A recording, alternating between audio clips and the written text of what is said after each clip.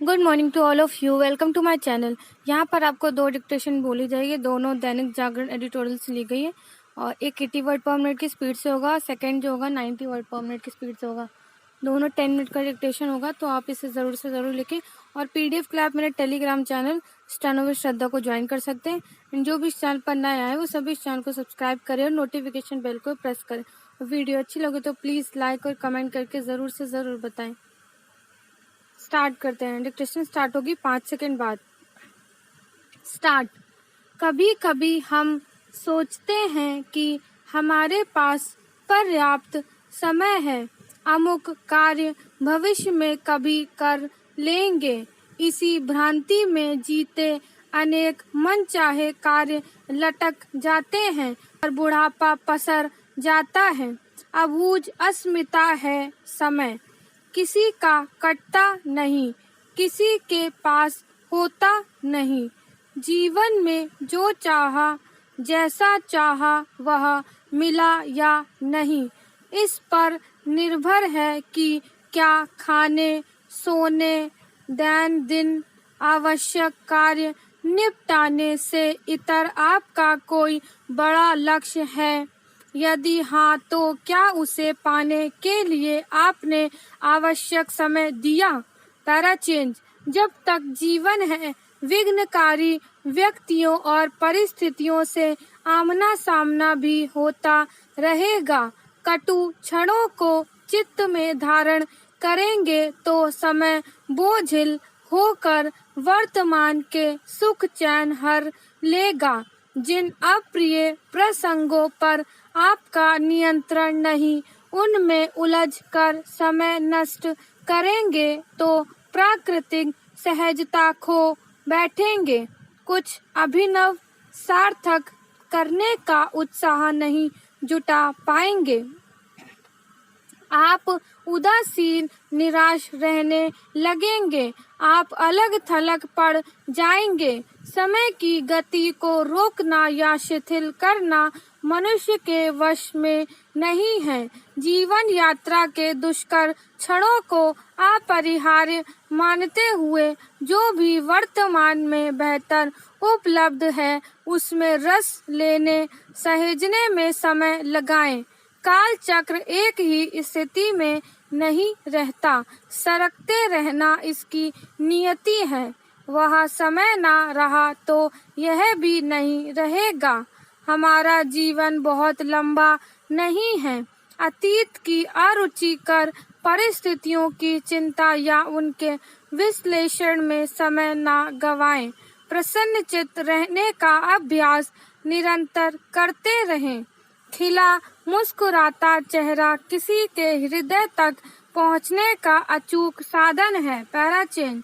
समय के प्रति सजग प्रबुद्ध व्यक्तियों ने इसको नष्ट नहीं होने दिया। ऊंचाइयों तक वही पहुंचे जिन्होंने समय का सदुपयोग अपने कौशल तराशने में किया। निर्णय को लेना है। समय की आंधी में गुम हो जाएं या ऐसा कार्य करें जिनके सुखद प्रतिफल स्वयं को और भावी पीढ़ी को मिले। Para change.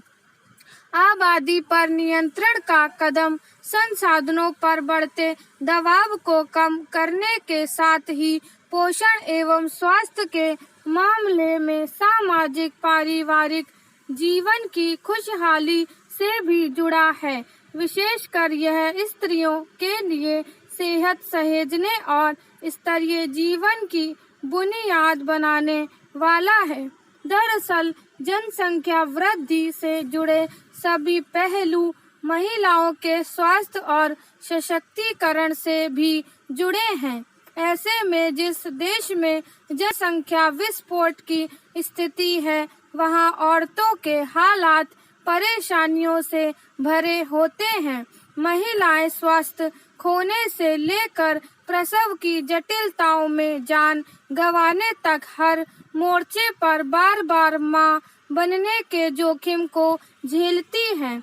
आज संसार भर में बढ़ती आबादी को मानवाधिकारों से जुड़ा विषय समझा जा रहा है, क्योंकि अनगिनत लोगों के लिए बुनियादी जरूरतों के बिना जीवन यापन करने की स्थितियां बनी हुई हैं। पैराचेन जनसंख्या वृद्धि से भविष्य में परिवार की आर्थिक स्थिति और बच्चों की शिक्षा और सेहत भी प्रभावित होती है। गांव हो या शहर, ज्यादा बच्चों की देखभाल के दबाव में अपनी काबिलियत और क्षमता के मुताबिक काम कर रही महिलाओं का काम छूट जाता है। अधिकतर कमजोर तबके से आने वाले बड़े परिवारों के आर्थिक हालात और बिगड़ जाते हैं।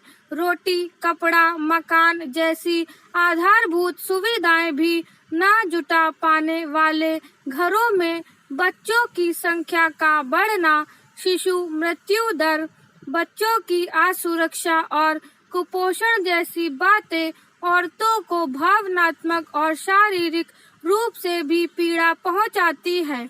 दूर दराज के इलाकों में तो सेहतमंद और सुरक्षित मातृत्व के लिए गर्भावस्था में सही संभाल और प्रसव के बाद उचित देखभाल से जुड़ी सजगता और समझ की स्थितियां आज भी नहीं बन पाई है। नतीजतन गर्भावस्था के दौरान बड़ी संख्या में महिलाएं संक्रमण, बाधित प्रसव, एनीमिया, आयोडीन की कमी और मानसिक तनाव जैसी कई समस्याओं का शिकार होती हैं।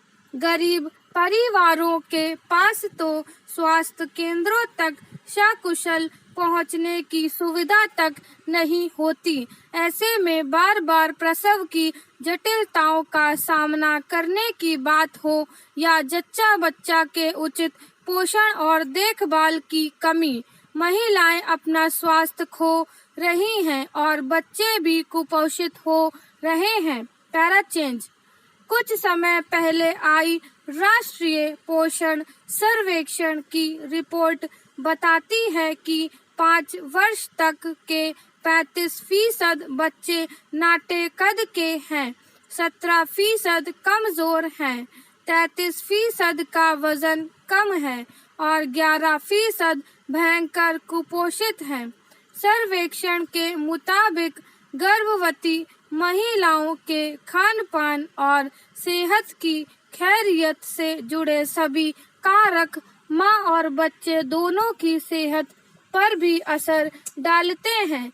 यकीनन शिक्षा, जागरूकता और परिवार नियोजन के बिंदुओं पर सही ढंग से काम किया जाए तो आबादी कम होगी और स्त्रियां स्वस्थ एवं सशक्त बनेंगी। पैराचेन सुधार की मांग करती शिक्षा परीक्षा शीर्षक से लिखे अपने आलेख में तरुण गुप्त ने बच्चों के भविष्य को लेकर जो चिंता व्यक्त की है वह न्यायोचित है।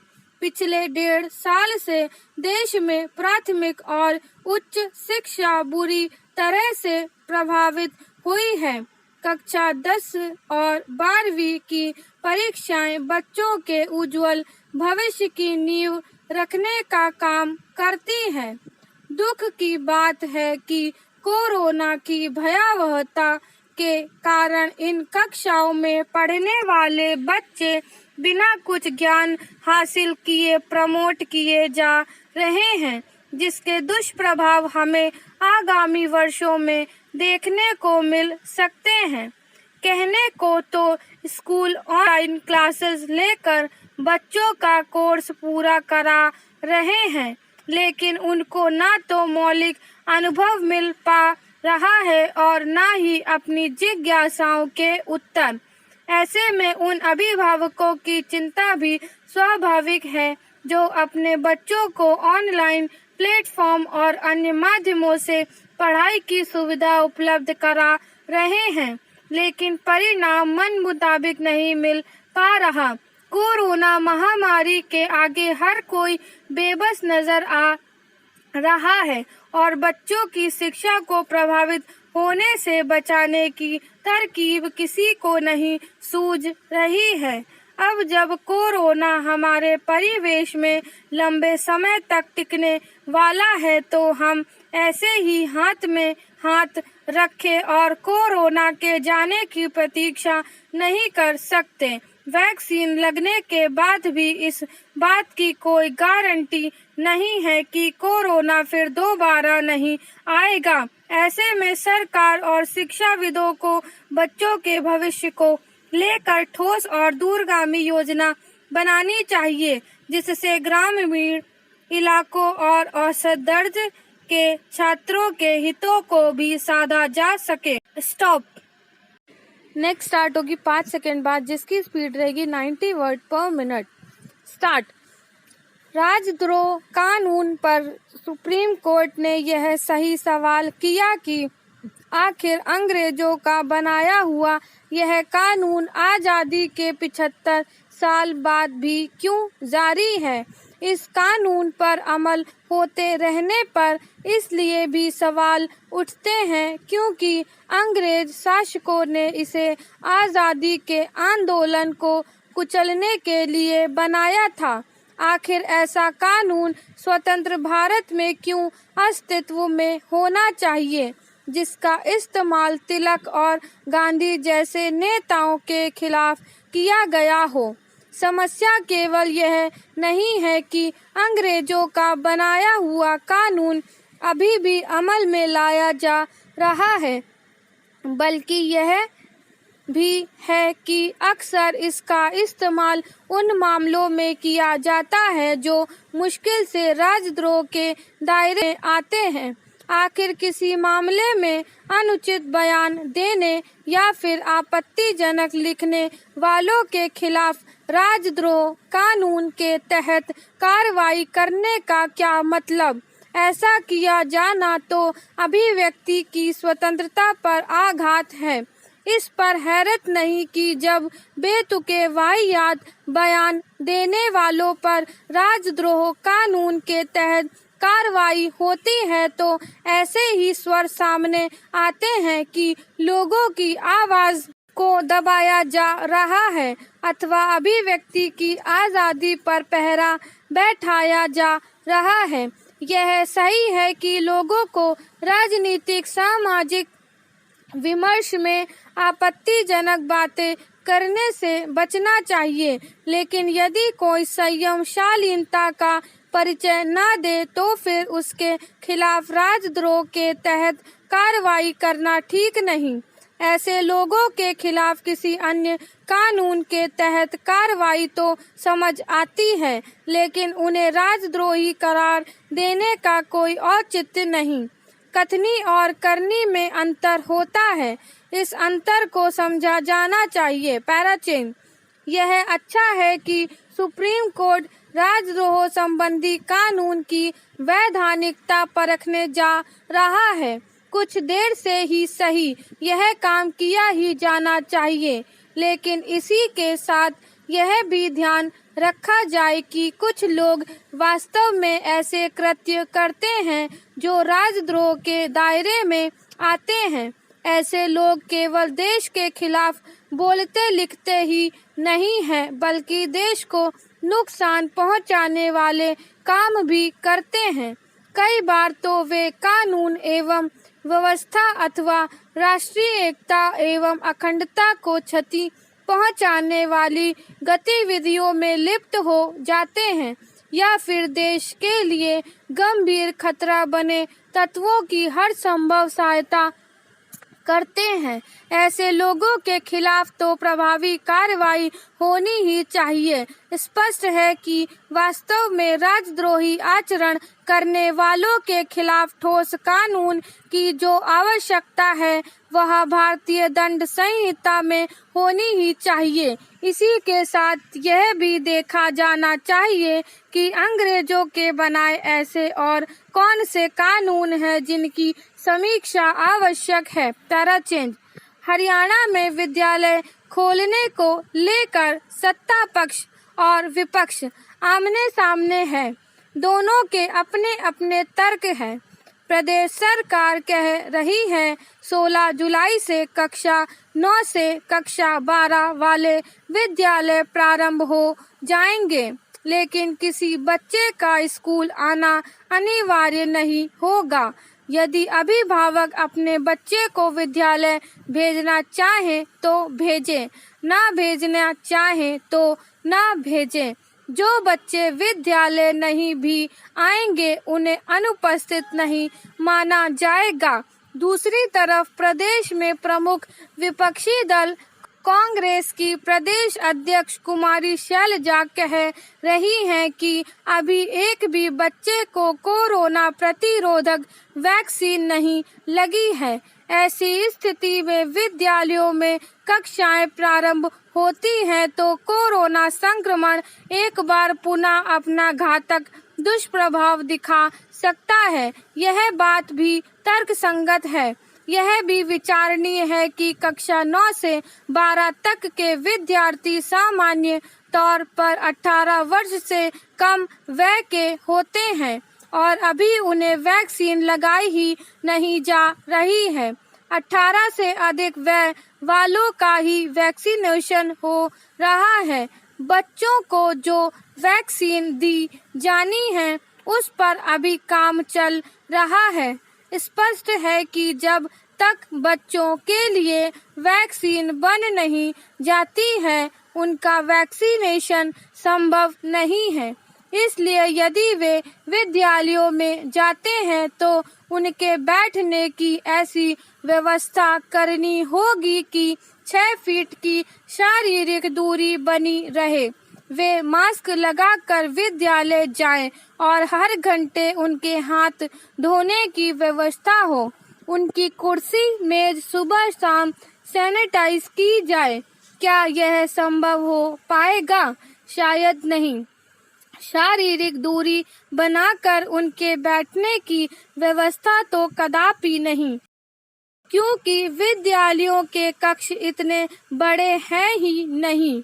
रही बात मास्क और सैनिटाइजेशन की, तो जब वयस्क इसका ध्यान नहीं रख पा रहे तो बच्चों से यह अपेक्षा कैसे की जा सकती है? सरकार भी इसे समझती है, इसलिए उसने बच्चों को विद्यालय भेजने की बात अभिभावकों की इच्छा पर डाल दी है। लेकिन अच्छा तो यह होगा कि जब तक बच्चों का वैक्सीनेशन ना हो जाए ऑनलाइन पढ़ाई की व्यवस्था जारी रखी जाए। Para change. यह पत्र संपादकीय पेज पर प्रकाशित लेख कोरोना काल में कांवड़ यात्रा के संदर्भ में है। उत्तराखंड सरकार ने पहले 4 धाम यात्रा रद्द की और अब कांवड़ यात्रा को भी रद्द कर दिया है। सरकार का यह निर्णय स्वागत योग्य है, क्योंकि लोगों के स्वास्थ्य से बढ़कर कुछ भी नहीं। प्रत्येक वर्ष कांवड़ यात्रा में लाखों लोग उत्तर प्रदेश, हरियाणा, राजस्थान से उत्तराखंड पहुंचते हैं। ऐसे में अब उत्तर प्रदेश सरकार को भी कांवड़ यात्रा तुरंत रद्द कर देनी चाहिए। भले ही उत्तर प्रदेश सरकार ने कोरोना की रोकथाम की दिशा में अच्छा काम किया हो, लेकिन किसी भी हाल में तीसरी लहर को नजरअंदाज नहीं किया जा सकता है। उत्तर प्रदेश सरकार ने गढ़मुख में कांवड़ यात्रियों के लिए व्यवस्था की है, लेकिन लाखों लोगों का RT-PCR टेस्ट करना मुश्किल है। सरकार को लोगों की जान जोखिम में नहीं डालनी चाहिए। बेहतर यही होगा कि स्वास्थ्य को देखते हुए कांवड़ यात्रा रद्द कर दी जाए। स्टॉप।